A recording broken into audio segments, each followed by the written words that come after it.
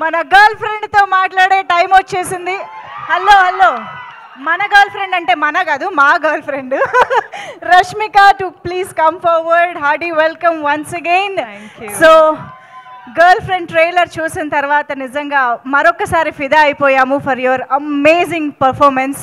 కానీ ఇప్పుడు cinema trailer చూసిన తర్వాత చాలామందికి చాలా క్వశ్చన్స్ మళ్ళీ రీచెక్ చేసుకోవడం లాంటివి జరిగే టైం లాగా అనిపిస్తుంది. కాబట్టి అసలు ఏంటి బాయ్ ఫ్రెండ్, ఈ వ్యక్తి మనకి కరెక్టా కాదా అనేది ఎలా తెలుస్తుంది, అంటే ఎలా తెలిసింది? నాకు కూడా ఆన్సర్ లేదండి దానికోసం. ఆన్సర్ లేదు, మనము ఫిగర్ అవుట్ చేసుకోవాలి. కానీ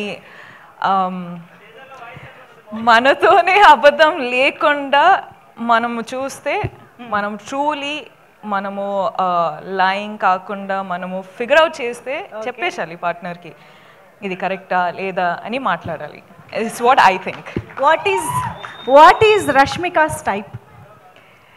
who is Rashmika's type?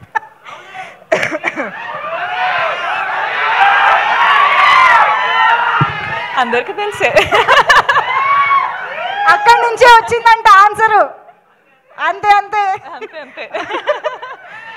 No but seriously Bhuma చాలా చాలా వెయిట్ ఉన్న క్యారెక్టర్, చాలా ఎమోషన్స్ కనిపిస్తూ ఉన్నాయి. రష్మిక భూమాకి ఎక్కడైనా రిలేట్ అయ్యారా at any point, any emotion, anything? నాకు భూమా అనే క్యారెక్టర్ విన్నప్పుడు, నాకు గర్ల్ ఫ్రెండ్ అనే స్టోరీ నరేట్ చేసేటప్పుడు నాకు ఒక్కటి ఏమనిపించింది అంటే, మన అందరి లైఫ్లో జరిగే సిచ్యువేషన్ ఇది. అంటే చాలాసార్లు లవ్ స్టోరీ అన్నట్టు అంటే ఒక విధానం చూపిస్తారు, కానీ ఇది the girl friend is also love story, but love story in a way that people have not seen before.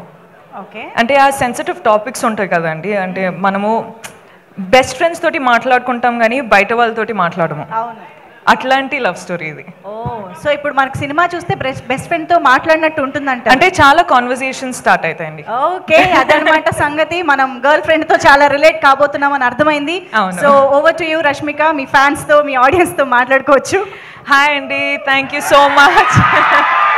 Thank you so much, మీరు అందరూ వచ్చారు, సపోర్ట్ చేస్తున్నారు, ఇంత ప్రేమ చూపిస్తున్నారు. So thank you so much, అందరికీ వెల్కమ్. మొదటి ఏం స్టార్ట్ చేయాలంటే I think I love you రా. ఇప్పుడు